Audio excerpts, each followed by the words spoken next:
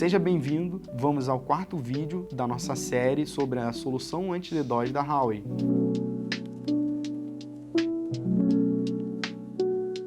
Então vamos iniciar agora o quarto capítulo, que trata sobre as tecnologias-chave que a Huawei embarcou na solução de anti-DDoS. A primeira delas fala de aceleração de defesa baseada em hardware, tá na figura 4.1. Felipe, conta pra gente um pouquinho como é que é essa estratégia, como é que é essa ideia dessa figura 4.1 ou dessa aceleração baseada no hardware. Bom, basicamente essa estratégia de defesa usando a aceleração baseada em hardware, ela vem da cooperação entre esse chip NP, ou seja, o Network Processor, com a CPU. Então, por exemplo, se eu tenho um ataque de inundação, TCP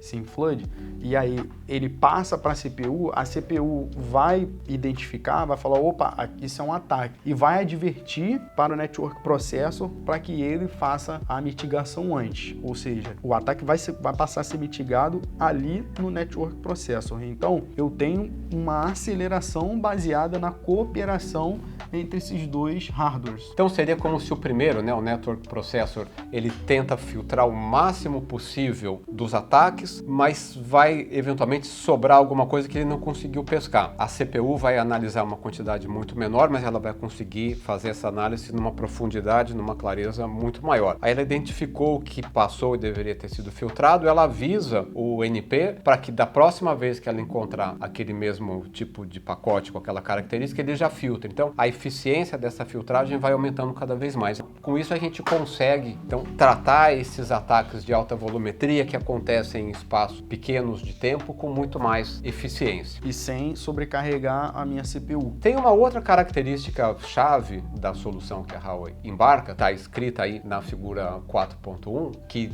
ainda tem a ver com esse tema de aceleração baseada em hardware, que é calibrar corretamente os limites para ativar o que é um ataque e o que não é um ataque.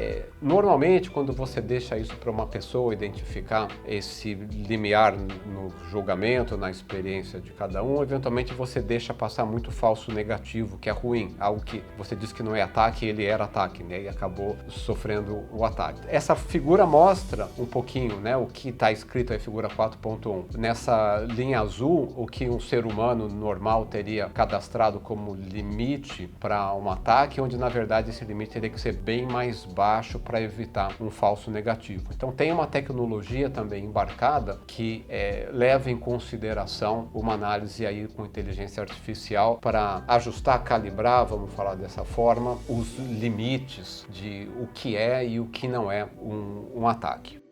Indo no item 4.3 do livro, ele fala um pouquinho de perfil de comportamento, algo que tem a ver entre o perfil de um ser humano usando redes e os bots. Conta um pouquinho o que isso tem a ver, a diferença entre acessos de usuários e acessos de zumbis. Basicamente, o que a IA dessa solução faz? Ela vai analisar aquele comportamento de tráfego, pegar o tráfego, a IA analisa.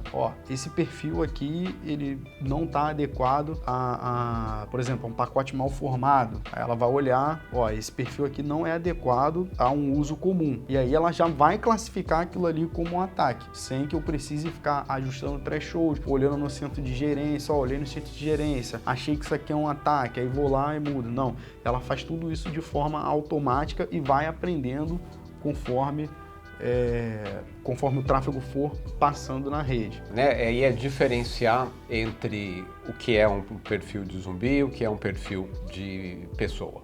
Legal. Tem também aí na figura 4.4, ele falando um pouquinho de outras características que são analisadas: reputação IP, assinatura e localização geográfica. Isso é muito bacana porque, pensa no seguinte, imagina que você é um ESP, está em São Paulo, e aí você colocou a solução e através dela, da central de gerenciamento, você percebe que tem um volume de tráfego que está vindo, por exemplo, de países como a China, a Rússia, ou seja, é muito difícil pessoas de uso normal consumirem conteúdos massivos desses locais. Então, a plataforma, ela tem toda uma estrutura, por exemplo, de geolocalização, e você consegue fazer bloqueios por geolocalização. Porque aí, se eu percebo que os meus ataques, eles vêm geralmente desses locais, então a plataforma automaticamente já vai fazer o bloqueio desse tráfego, tratando ele como malicioso. Da mesma forma de IPs que já tem reputação ruim, né? Tem aquela lista negra de IPs sabidamente já problemáticos que são bloqueados. Exatamente. E aí nós temos também essa base de dados que a gente chama de IP Reputation. Nada mais é que uma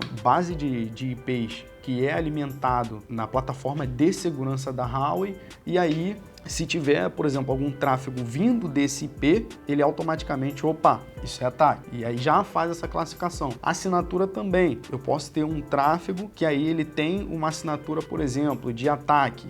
Pode ser um vírus, algo nesse sentido. O tráfego já vem assinado e já é conhecido por esse centro de inteligência da Huawei. E aí, automaticamente, já existe a classificação desse tráfego e ele é descartado. Com isso, a gente aprendeu um pouco das tecnologias que a Huawei implementa nas soluções de anti-DDoS. Vamos agora finalizar esse capítulo e passar para o último capítulo que a gente vai discutir junto, que fala das topologias possíveis de implantação da solução anti-DDoS.